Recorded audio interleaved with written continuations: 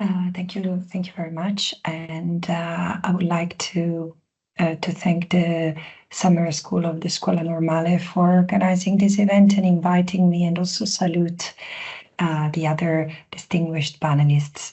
I would like to start. Oh, and sorry, a technical issue. Is it okay if I present for about 20, 30 minutes, and then as long as you want, yes.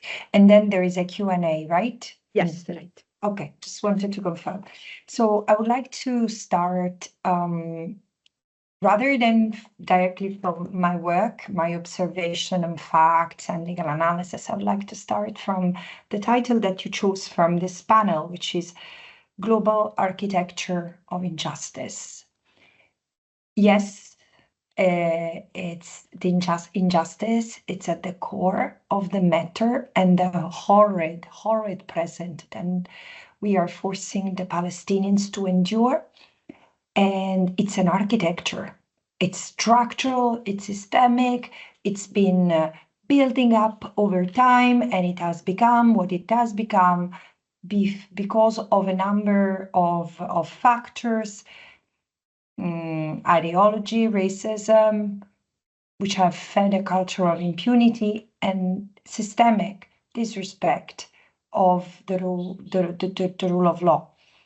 And it's global. It's global. I mean, sometimes I feel embarrassed at how little responsibility member states take for the situation as it has developed. I'm right now preparing my next report to the United Nations after discussing the complicity of the private sector, which in a way was a way for me to zoom out from what member states do and bring the attention to the life every one of us has, to show how it's linked to the reality in Palestine. And then I zoomed out again and went back to talk about member states, because there is no other way than seeing this genocide as an international genocide, where everyone has contributed through actions or omissions to, again, to the hell that Palestine is, not only for those who live there, first and foremost for those in Gaza who remains in the rest of the occupied Palestinian territory, but in general for the Palestinian people, because they are all affected by what's happening. So how shall we start to unpack all this? Injustice. Palestinians, like the Arabs, non-Jewish people of Palestine, have experienced injustice since ever, for the past 100 years. I'm saying 100 years because Palestine has been part of, historically, recently, the Ottoman Empire, when the British occupation and then colonization started in between 1918 and 1922.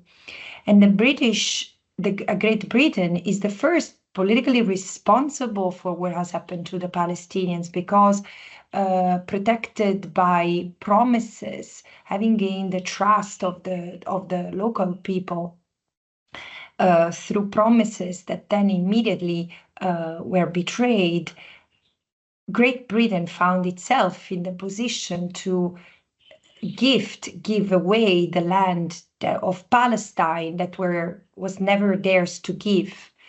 And I encourage everyone really to return to the Balfour Declaration, because of all the states that are taking a shameful conduct these days.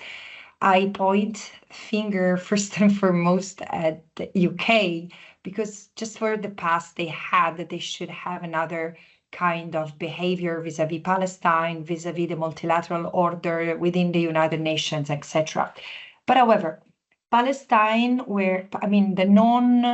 back then the population of Palestine was made of 10% Jewish people, 20% Christians, and the large majority was made of Muslim. But that has always been a land of of a land of refuge for the so many, like the Armenians and others. That was an open land where people would move freely through and across and find refuge. I often say, of course, the millions who survivors of the Holocaust who had nowhere to go would have been welcome in Palestine and in the Arab region, had it only not been for the settler colonial project that Zionism had started to plant over a piece of land that could have been Uganda, that could have been Utah, that could have been other places that were being discussed by the Jewish movement in Europe. Sorry, not the Jewish movement, the Zionist movement in last century. I mean, since the end of the 19th century. And bear in mind, many Jewish people in Europe, scholars, intellectuals, and others in Europe and in the Arab region were against the Zionist project. So this is why it's so important to always distinguish not just religion, but the Jewish people and their cultural or political ambitions from Zionism. And again, this is the past, so that when we talk about injustice, we need to go back then, because then, without wanting to transform this into a history class or a history lecture, what has happened to the Palestinians since the creation of the state of Israel is injustice. In October 2023, on the 14th of October 2023, so 1 week after the tragic day that was October 7, I said my prediction is that Israel is going to use this opportunity to ethnically cleanse what remains of Palestine. How did I know? Because in 1947, 1949, under the fog of war, Israel expelled 750,000 Palestinians, almost 3/4 of the non-Jewish population of modern-day Israel, and taking their lands, their homes, destroying 500 villages. And similar to this is what happens to the West Bank, Gaza and East Jerusalem when Israel occupied it in 1967, destruction of entire villages, refugee camps, entire quarters, including in Jerusalem, and then the forced exile of 350,000 Palestinians. So again, for me, having studied the question of Palestine, what happened since October 2023 was an acceleration of history. No one denies. Actually, I've condemned the crimes committed by Palestinians, by Hamas and others against Israeli civilians on October 7. I fully understand the shock and distraught the Israelis and others around the world have felt. I understand, because it has been mine as well. But I knew what it would mean politically, and this gave the leeway to Israel to advance, to accelerate its plan, its design to expel the Palestinians and take their lands. This has been a plan. I mean, we might not. I mean, there are people who argue that the genocide has never been the design. Fine, but the genocide is the dormant gene of settler colonialism, and sooner or later it might happen. And this is, for example, what has happened in Namibia. In Namibia, the genocide of the Nama and the Herero people that the German colonists committed in the early 1900s was a counterinsurgency. It was a response to the rebellion of the oppressed people. So I'm not justifying any crime. I'm just saying that, again, we should point to the structural injustice. And Israel has maintained the structural injustice in Palestine. Many of us seem to have forgotten. I don't know if it's bad faith, ignorance, or just laziness. hey, life for the Palestinians in under occupation was very heavy. No rights, just rules to obey, military orders enforced by soldiers as they pleased, no access to justice, and fragmentation, segregation, spying, deprivation, dispossession. This is what I've devoted my 3 years as a special rapporteur to, trying to give the big picture. I started by describing the right of self-determination, because while many states had 3 years ago, I'd even forgotten the two-state solutions that would resuscitate it here and there when it was convenient. But at the same time, my point has always been statehood is a political solution, but what matters is the right of self-determination of the Palestinian people, that they accepted a compromise with the two-state solution, but this is not the only way it can happen. The important thing is that they are recognized as a people, having the right to exist as a people, not to be ethnically cleansed, not to be segregated, not to be oppressed. They belong to that land. And as they belong to the land, they have rights, civil, political, economic, cultural, and political rights. This is the essence of self-determination. It's not so difficult to understand. The question is that in order to understand the importance of the right of self-determination and the claims behind it, you need to recognize the other. And the other, the Palestinian people, has not been recognized, not just by Israel, by others, because Israelis, as I recount in my second report, have which is about the deprivation of the deprivation of liberty, which is not just it doesn't just touch individuals, it's systemic. I've described the occupied Palestinian territory as a panopticon, where Palestinians are prisoners behind bars, but also before bars and after bars, because there is a legislation, military legislation, intended to make them subjugated, dominated, and to deprive them of their fundamental rights and freedoms so that they can move, and they can stay tamed, and if they raise their hand, they can be brought back to where they belong.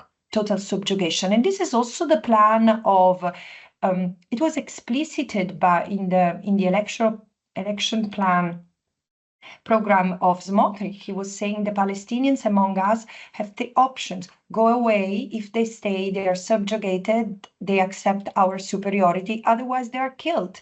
And this is what, in fact, has happened to the Palestinians. So this is what I documented in my second report, but also describing the conditions within prisons where the Palestinians were totally dehumanized, but also after prisons. I mean, I said even when they are not in jail, Palestinians endure segregation, gates, walls, checkpoints. Palestine, especially the West Bank, has the aesthetics of the carcerality, being spied everywhere, controlled through their phones, through the various programs, technological programs, by the soldiers, by the settlers, and persecuted for being Palestinians. This is why I said it's a panopticon, where Palestinians, even beyond the physicality of the carcerality, Palestinians live under permit regime by the Israelis. They need a permission or a permit to build a house, where to build a house, where to take residence, to change residence, where to go to school, to go to university, whether to travel or not, whether to open a business or not. And they have very little access to justice because they've never been protected, neither by the occupier, not by the Palestinian Authority, who has never had real power to protect the Palestinians when their rights were violated. Not even children. My third report was about children, because I said, maybe if I tell the story through the eyes of the most fragile, the most vulnerable in a society, people will understand.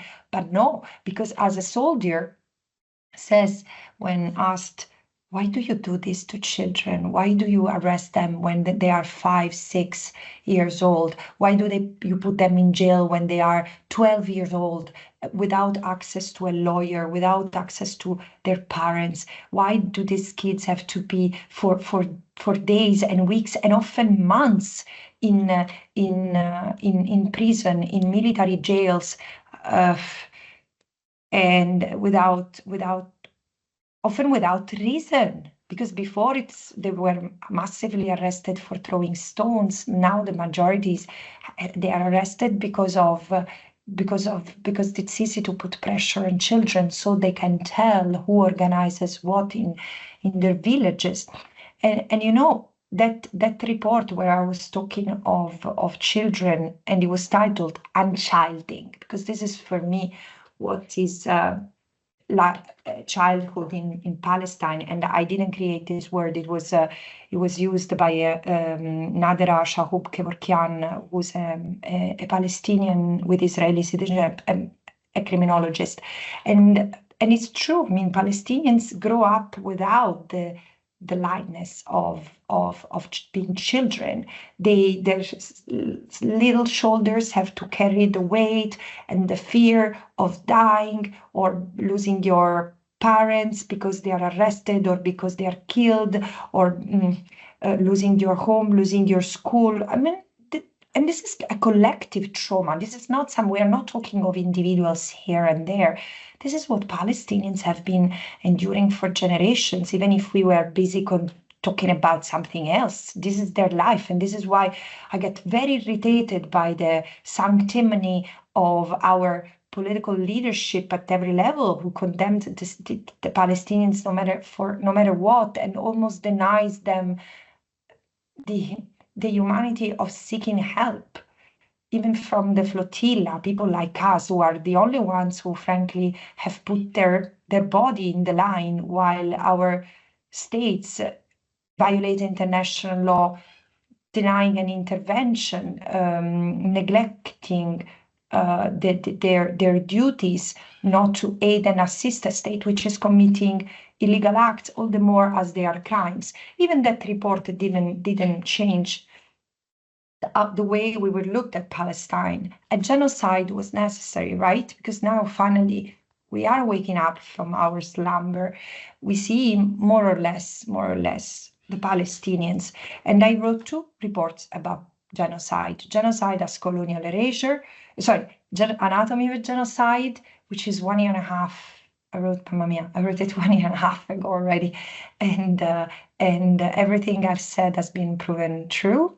Not only, there has been a commission of inquiry which has been investigated for 2 years and come out with even stronger findings than mine, confirming the 4 acts of genocide that Israel has used in pursuing its intention to destroy the Palestinians as such. But Amnesty International, Israeli scholars, Israeli civil society. I'm naming the Palestinians not because it's important for them to validate the Palestinians. The Palestinians are the first who have smelled the genocide, and I will never forget what I heard in the first days of the military attack against Gaza, where I say, this is not a war like the others, said the people who had endured 5 wars between 2007 and 2023, which had killed over 5,000 people, including 1,200 children. 1,200 children. And Palestinian children, of course. And they said, this is a war like no other.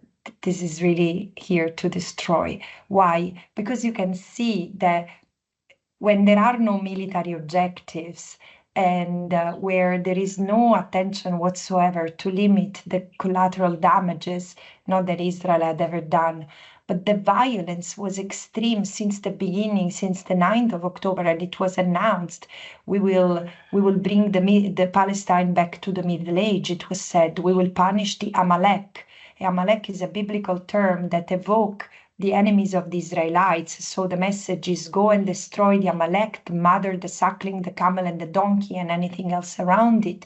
So it was clearly a genocidal call, or the fact that the president of the state of Israel, who continues shamefully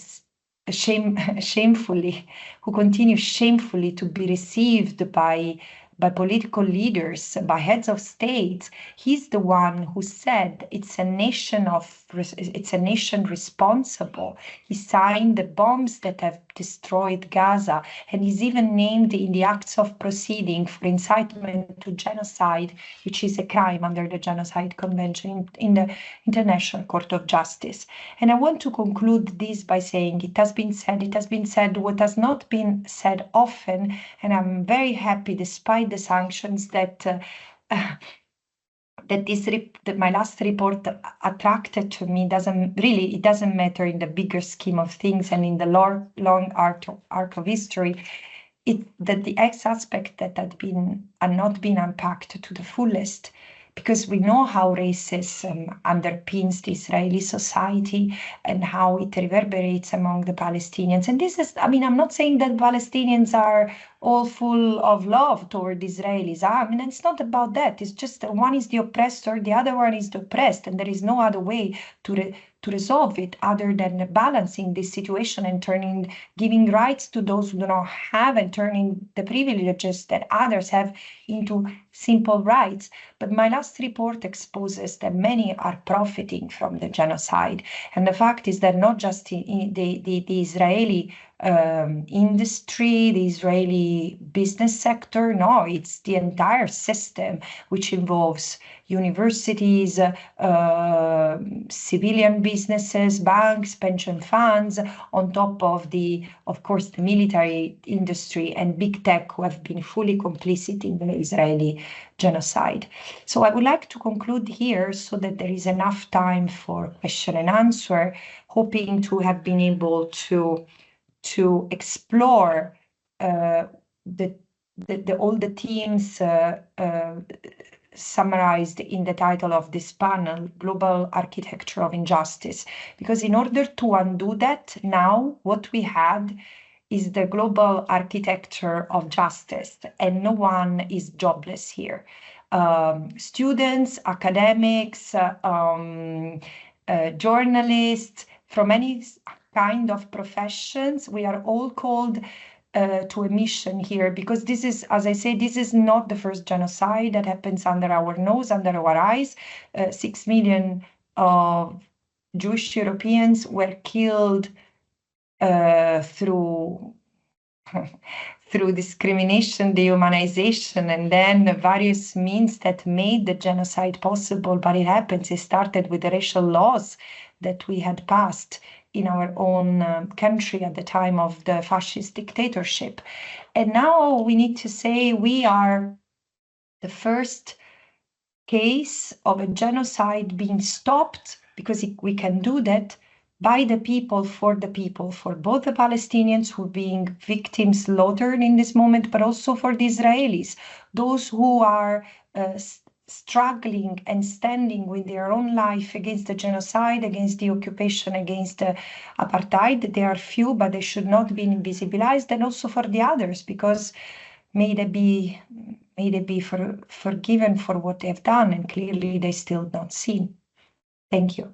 Thank you very much. And I think that for a summer school on war and peace, two main summarizing words that Francesca Albanese said are worth pointing at. She said, a war like no others, because war are always aiming at destroying, but not all wars are connected with genocides. And this is one of the elements that is most characteristic and most dramatic in the actual situations. But she also said something about the potential to stop the genocide, and so also speaking to the second word in the title of this summer school, how a pacifist movement or a movement for peace could mobilize against such a war like no others.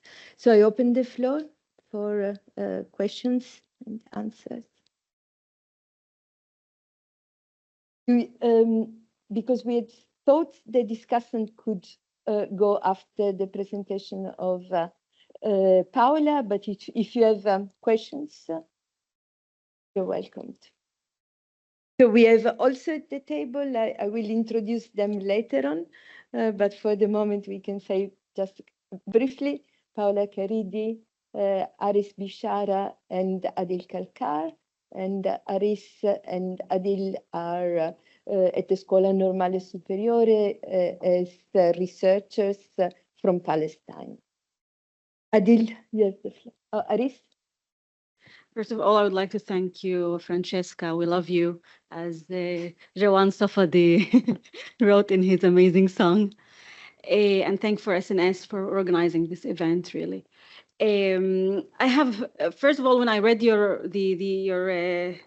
topic, I just and you spoke about I read everything, so I need to check it out here about the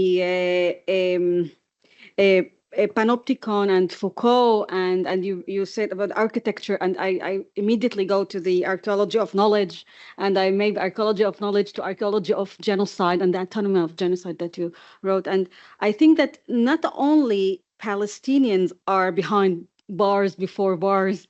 I think the whole world right now, there's some feeling that the world is divided between two, Zionist and non-Zionists, and we need to figure out how to dismantle all this situation. So how you see these division in this sense. And I can't really ignore how your report is actually so important to people who really don't really know how complicit is the private sector on Palestine occupation way before October 7th. And this complicity, these ties and this collaboration shape and also shape the use of technology and how these technologies. So my question is about also the future of the ramification of this report. We saw how Microsoft right now is and Azzurri and how now froze the Azzurri cloud services to Unit 8200. How do you see your report actually affect these process? And this is and also about Amalek. By the way, the university and also the private sectors in Israel and also the world also adopt this terminology. I heard the president of Tel Aviv University adopting Amalek to explain the atrocities that he think that Hamas did in October 7th. So here is actually also one part of how these connections and how these ties play in reality. But it's important also that maybe can you, Francesca, illustrate that these ties is not just born right now. Really, it's way. It's like if like this is true. The topic of this really, it's so true that from economy of occupation to economy of genocide, because it's really we see how Israel transformed Palestine into remote control occupation. Thank you. Thank you. Do you want Francesca to address these questions or to collect a few? Also, no, perhaps. I mean, I can answer directly, but if the other panelists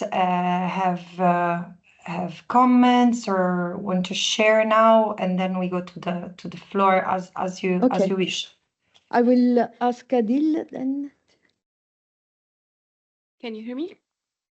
Yes. Yes, can you hear me? Yeah. Yes. Hello, Francesca. Thank you very much. And like I said, we love you. So my question is about the UN. And you are free to answer in any way you want. We don't want you jobless. We want you to stay there. But it's actually, you went back to the Balfour Declaration, but you didn't mention the partition law. And it all started with the partition law, actually, and with the kind of legitimacy the United Nations has given to one side over the other, okay, to the Zionist project. The Zionist project had been in action for at least 50 years before the partition law. So what is your take on the United Nations, and when is the United Nations going to address its responsibility towards Palestine in a serious way, in a more tangible, more concrete way, and not just like to condemn and to hold conferences, to hold assemblies? When is it going to be to take responsibility the world has afforded, it has delegated to the United Nations? The second question is about the framing, and I think it's very courageous that finally we are talking about settler colonization, even though probably settler colonization is probably as a term, we do not all agree on using the term, but at least in your reports, you mentioned Israeli settler colonization.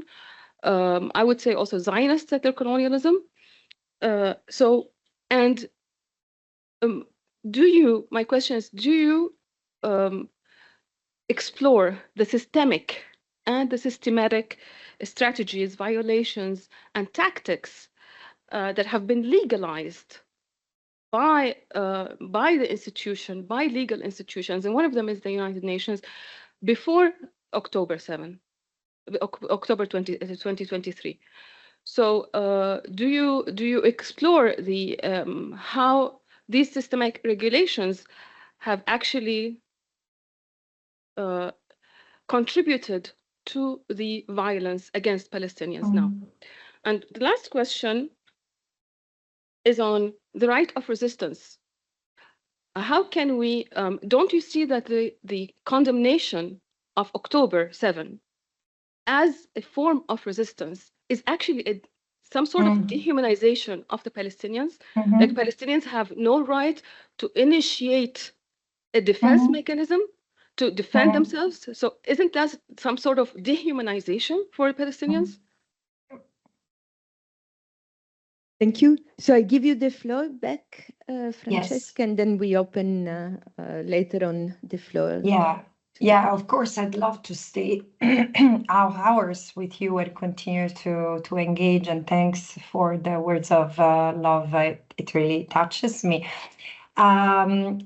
Very briefly on the report that I really encourage everyone to read, my last report, From Economy of Occupation to Economy of Genocide, because I think that this is the most revealing report I've ever written, in the sense that I had a sense when I started writing this report that there was something that had to be explained. But when I saw the overall, and I realized that I had been able to explain this really graphically with a pillar of private sector helping the displacement, giving Israel the tools, but also profiting from it, the military, having civilian machinery, etc. And then the other pillar, which is the replacement, creating a new reality. So once I've gotten rid of the indigenous people, then I start building the colonies and everything becomes normal. And even going on holiday through Airbnb and Booking.com with impunity. So the first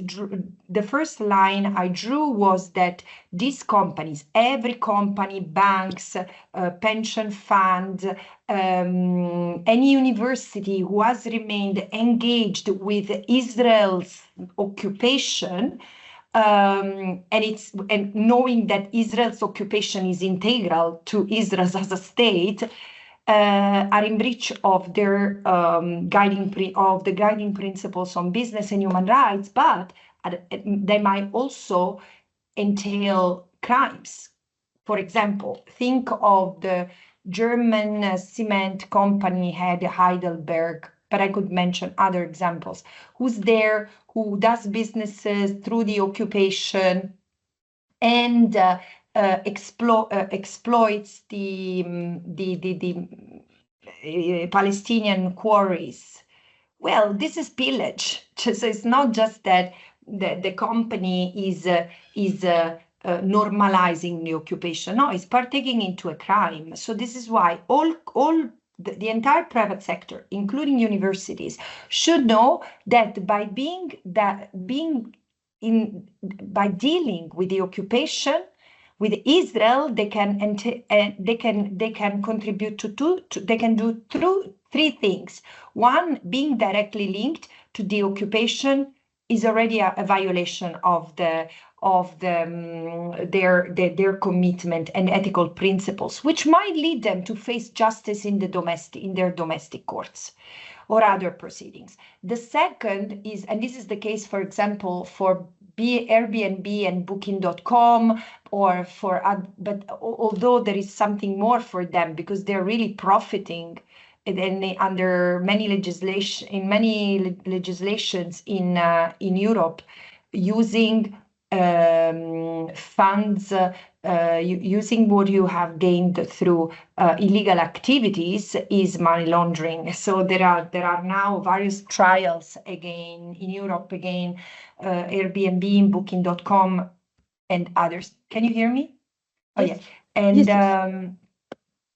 And also and so they can be directly linked or contribute to, like in the case, in my view, of Airbnb and Booking.com, or causing a human rights violation or even a crime. So all of them are contributing to violate the right of self-determination of the Palestinian people, which has erga omnes implications. Every member state is prohibited from aiding and assisting a state that commits an unlawful act. So we can hair split and debate what does aid and assistance mean, but anything that even help normalizing the legal occupation is aid and assistance. So, and of course, it becomes more serious when looking at material aid and assistance. However,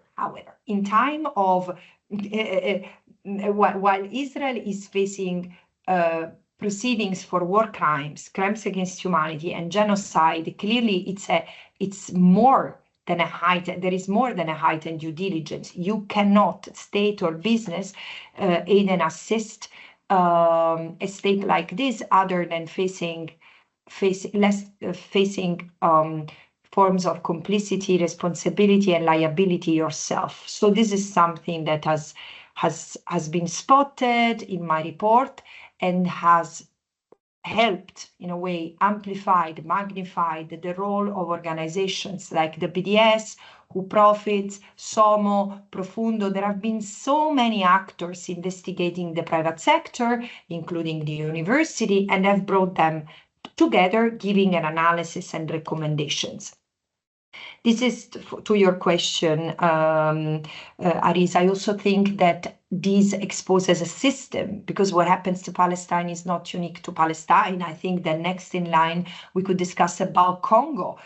Congo is no longer under Belgian settler colonial domination, but multinational have replaced the role of the state or the role of the empire, and the richest country in the world is also the most devastated by conflicts and violence and human rights violations. So we need to see the link between the economic financial system that is in place in Palestine and the political architecture which incorporates it and makes it and protects it, because this is the same that somewhat we all experience here.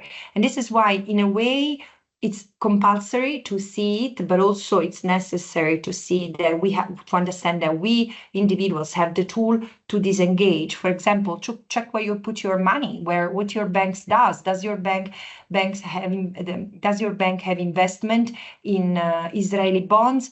Red flag. Does your bank have investment in the Israeli military industry, or etc.? Red flag. So this is something that should bring people to do ethical choices, ethical investments, ethical procurements, ethical partnerships, ethical purchases, ethical selling. Concerning the role of the UN, no, it was not intentional to skip the UN and what they have done with the partition plan, for sure. The UN has a huge responsibility toward the question of Palestine, has contributed to create the question of Palestine, have written this as part of the book I wrote about Palestinian refugees, who are the human face of the question of Palestine. I mean, and not only them, all Palestinians, but of course, the United Nations have. There is even a report by UNSCOP of 1947, which recognizes that there were compromises to the understanding of the principle of self-determination, because the majority of the people, although there had been flows of arrivals of European Jews fleeing persecution, and then increasingly fleeing Nazi fascist persecution.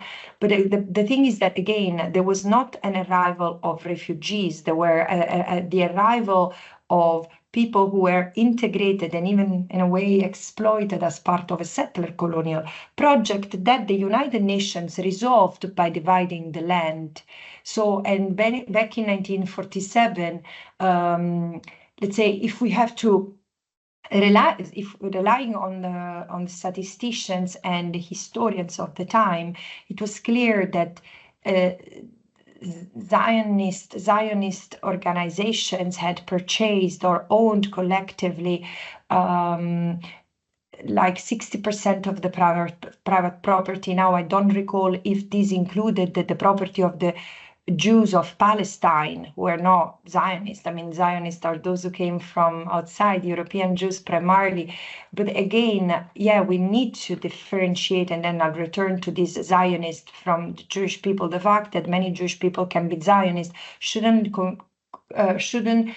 take us away the responsibility of Zionism as an ideology, which today is espoused and sustained by people who have nothing to do with Judaism, but Christians, by evangelical Christians, including in the country where the University of Normale is, my own country. There are people who claim to be Zionists, and again, they're not Jewish. They're just I don't know, Christians or others. So this is why we need to separate the ideology from the religion, from Judaism, and have the courage to do that, because the debate is totally silent on this, and this is part of the problem.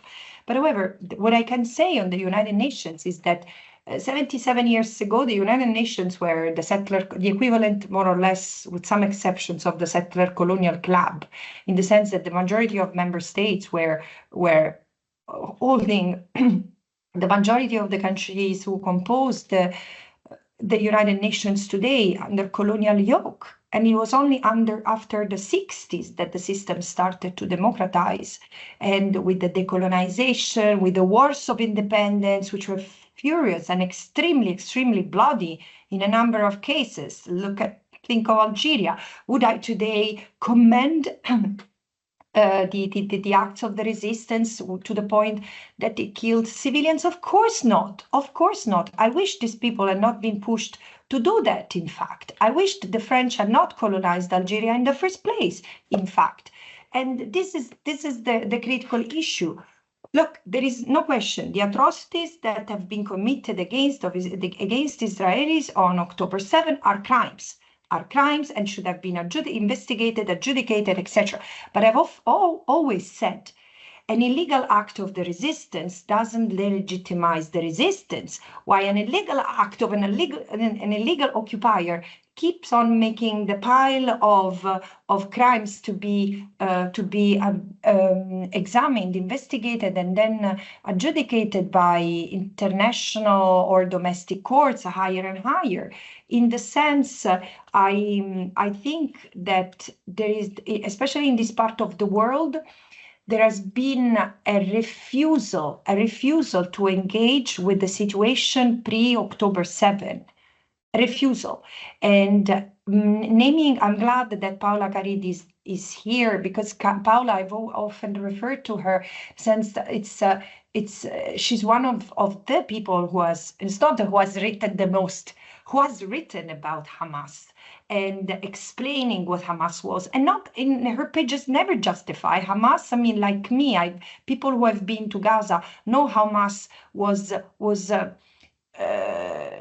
illiberal and cruel toward the Palestinians. So the Palestinians have suffered the regime, Hamas regime, but this is another story, because now the point is, has what Hamas done on October 7 justified the reaction that Israel unleashed against Gaza? No, not under, again, and here I'm talking just as a lawyer. As a lawyer, no, there is no right to resort to war other than whether authorized by the Security Council or when attacked by another state. The attack emanated from the occupied territory and had to be responded to through other means.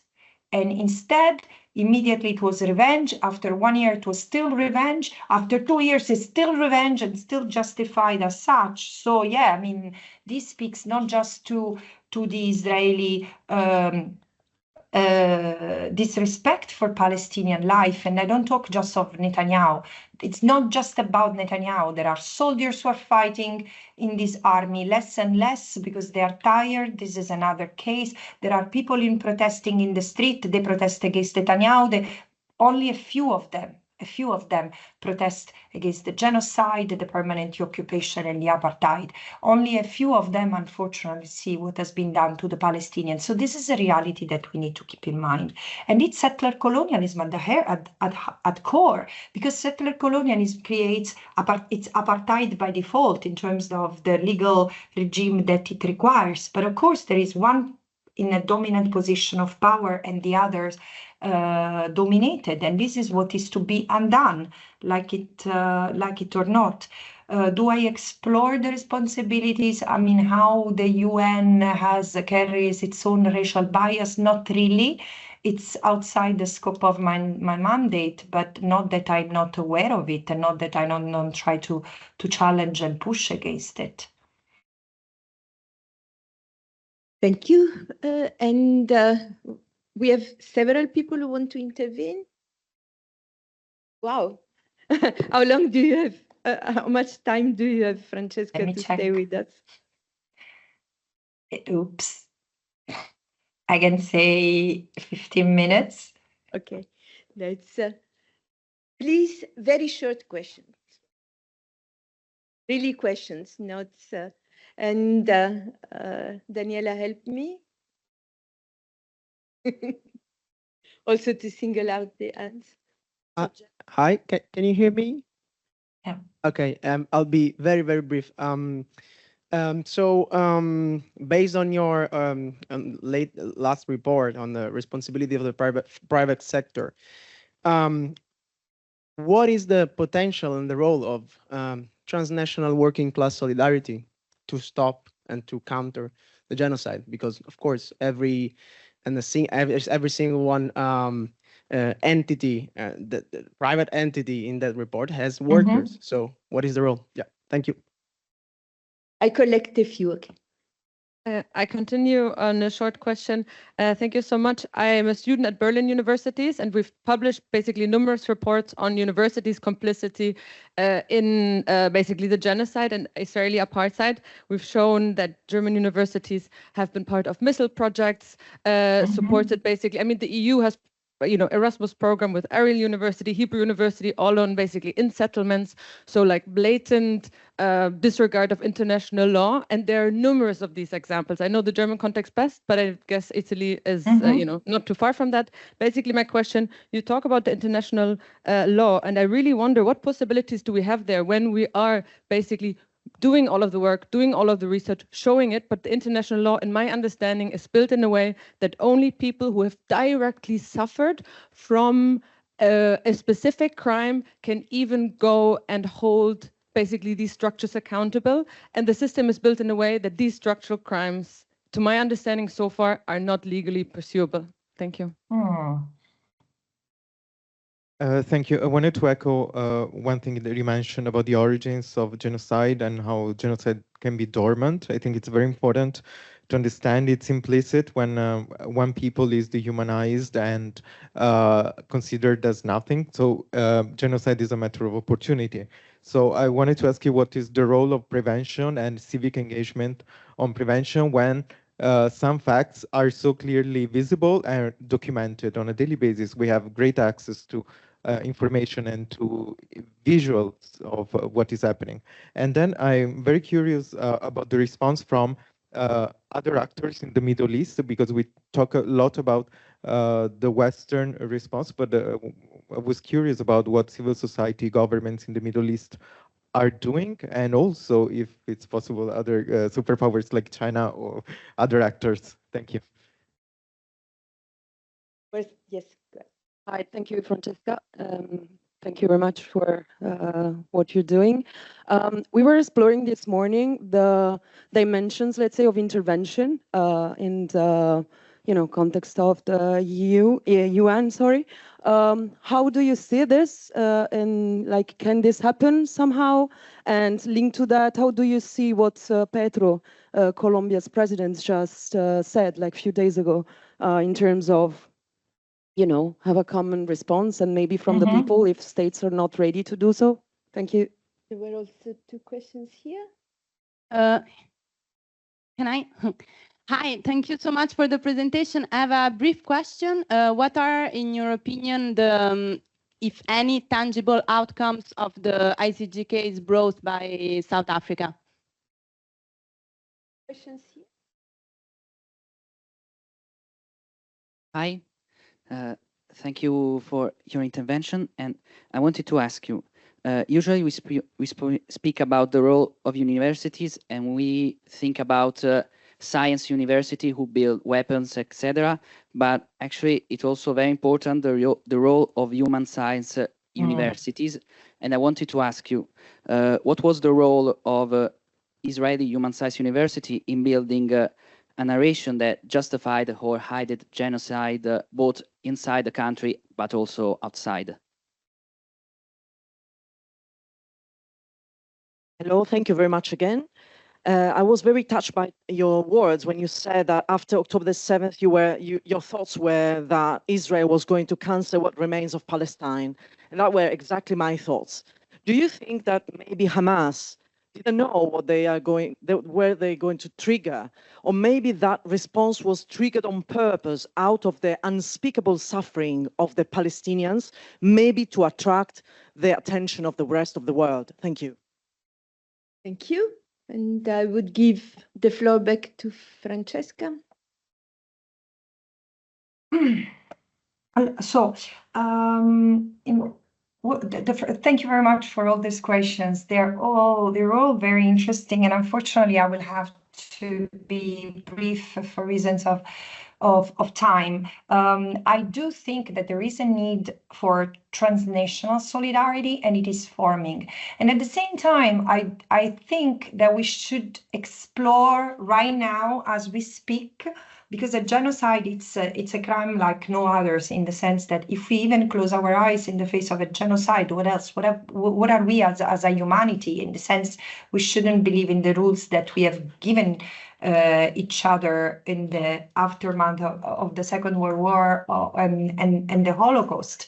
And we have given full meaning to those norms because of the Holocaust, at least we in the West. So we should explore the intersectionality of struggles. This is something that I've understood. I've often heard, but never understood until now. I've often heard among indigenous people or people like Black Lives Matters, people who are really a minority and they understand the need to unite with other minorities. And now I feel part of a minority too.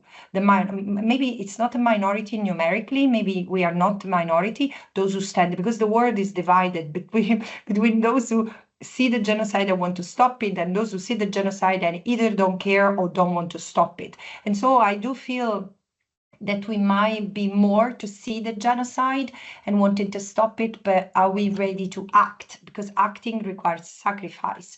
And I think that I feel responsible. But I also think that I need to be able to think out of the box. Now, if I were a worker, of course, and I've just met these days with the dockers of Ravenna port, who have been incredible. I mean, they, together with a journalist who understood that there were weapons, European weapons, transiting through Italy toward Israel. This is unlawful. We have a law, 185, which prohibits this transit unchecked, and had there been checked, the transits would have been stopped. We know about these transits from the dockers, and I say these dockers cannot be left alone because they might close their port and then another port reopens. So there is a need for transnationality of the struggles. Ports must be closed toward Israel and from Israel. This is, again, there is nothing wrong. Imagine making businesses today with apartheid South Africa at the moment of at the highest moment of violence toward the non-white South African population. So this is, we are beyond this. So yes, transnational solidarity is needed, but not just among workers.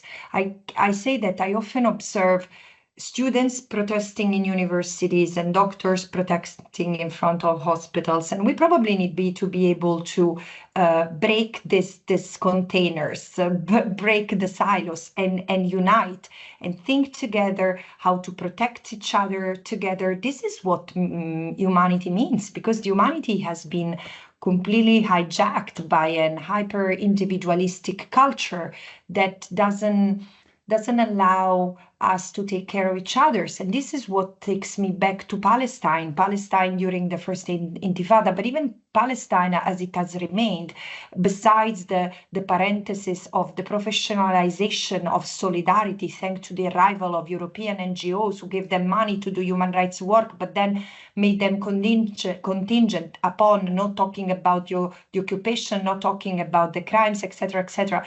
This is not how it works. Of course, there should be, this is a time for resistance, and it's a time for resistance for all of us. I really understood it to the fullest. Coming to recently to Italy and being in Emilia-Romagna and being reminded of what our grandfathers and grandfathers have done. I mean, their fathers and grandfathers, because south of Italy was another story.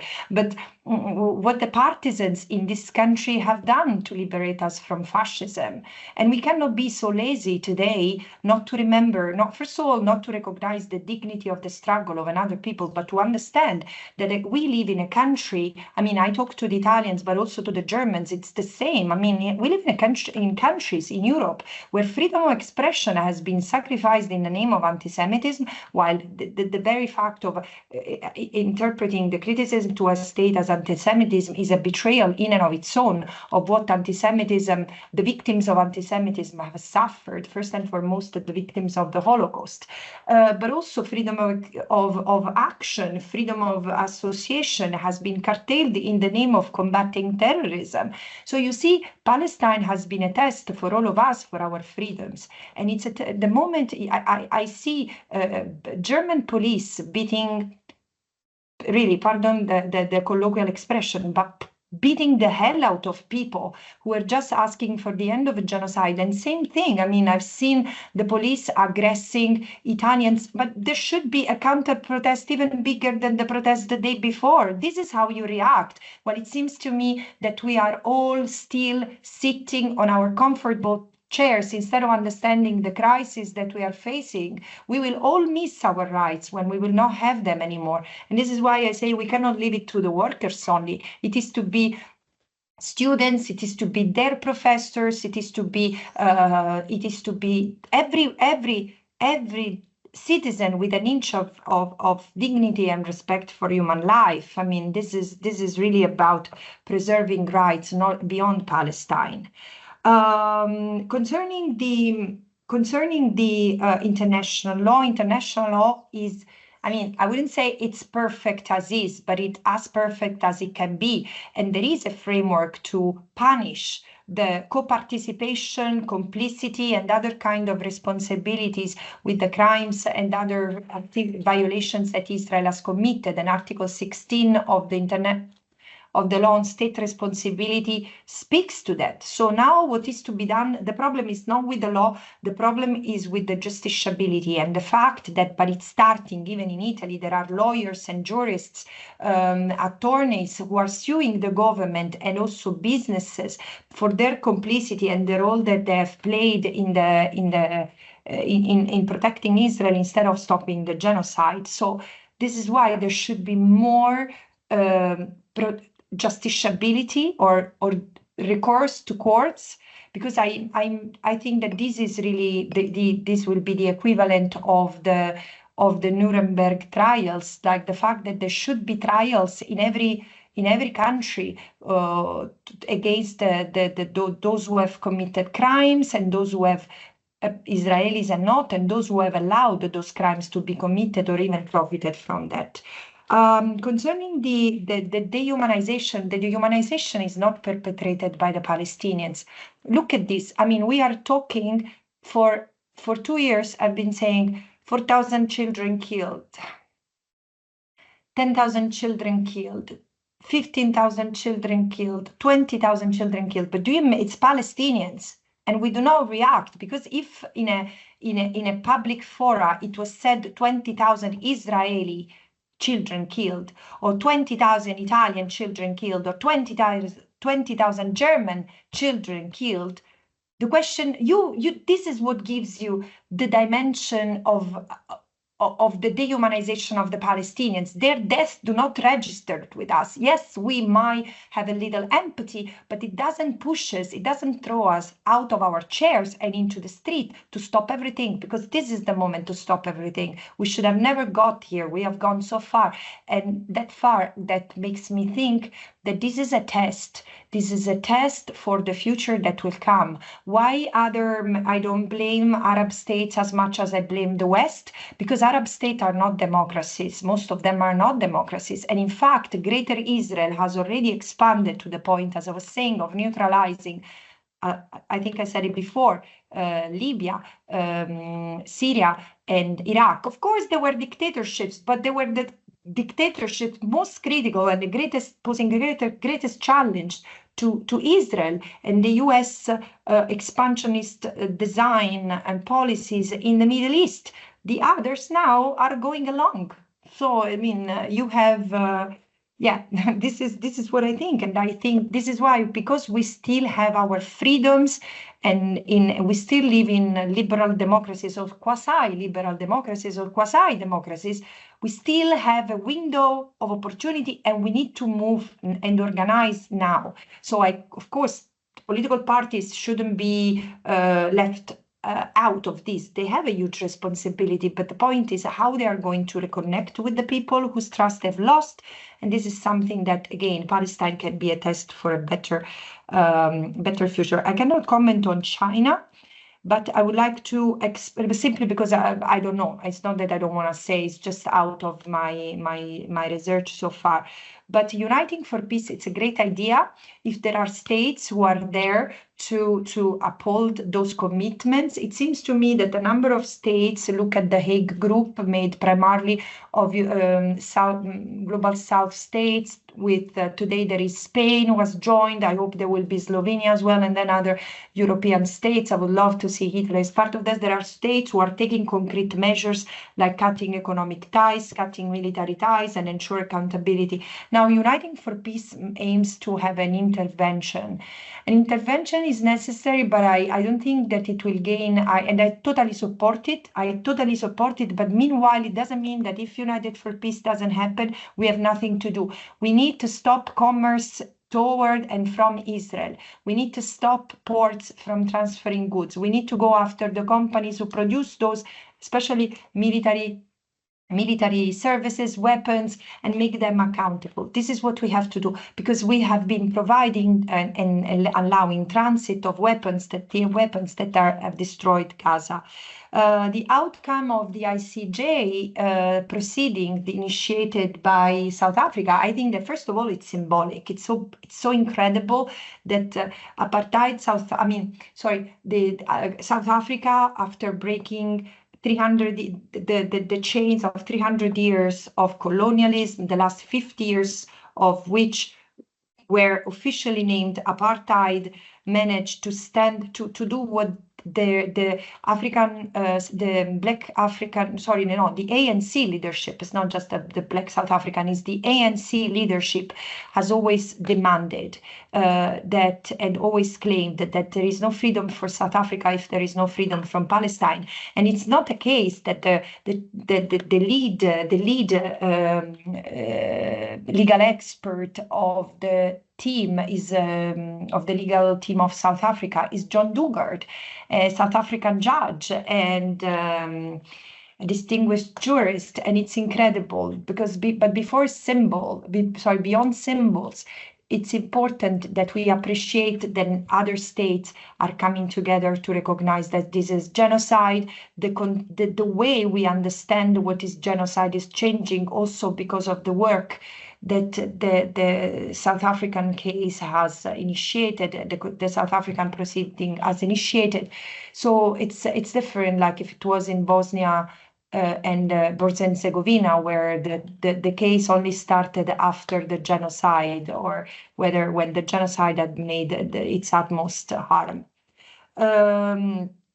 I think I agree that all universities in Israel are part of the problem without individual academics, despite individual academics exceptions. Humanities have contributed in a different way than scientific disciplines, because they have provided the justification, the normalization of the attacks against the Palestinians, the dehumanization of the Palestinians, and the erasure of Palestinian history. The Nakba, what preceded the Nakba, and what has followed the Nakba. So definitely there should be, as Maya, the Israeli scholar Maya Wind and others are explaining, there should be a suspension of all ties with Israeli universities. But also we should investigate and interrogate the responsibility of Italian universities, of European universities, and especially of the Horizon program. I was shocked to see that Horizon, the first recipient, so first of all, Israel is the second largest recipient of its Horizon funds for given projects, but also Israel is the first recipient outside Europe. Why? Why? All the more, why this program has not been cut at the height of the genocide?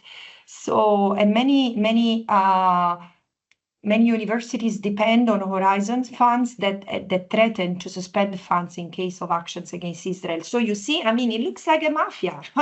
Protecting Israel is a priority. It shouldn't be like that. So awareness is necessary. The last question, did Hamas do that on purpose? Of course they did it on purpose. The question of Palestine has disappeared from the map, and I recall and it's various Hamas leaders saying we will bring the question of Palestine back. It was I mean, I don't think, honestly, I don't think that a genocide is worth anything ever, but this is history. It has happened. It has happened, and now we need to deal, the Palestinians first and foremost have to deal with the consequences, and we cannot leave them alone. It's our responsibility to stop the violence against them, to make sure that this is the last crime that Israel has committed against them, and also that we go back to a different way of interpreting multilateralism and also the relationship between citizens and their states, because we are returning to a phase where might make right. Thank you very much. Thank you. Thank you so much. I was thinking about the intersectionality of the struggles. There are two examples at the moment, in Italy, at least the September 22 general strike, and at the international level, the global Sumud flotilla are, I think, examples of how these different pillars of the resistance has been spreading, and also involving many young people and many people who are involved for the first time. So I agree that there is hope.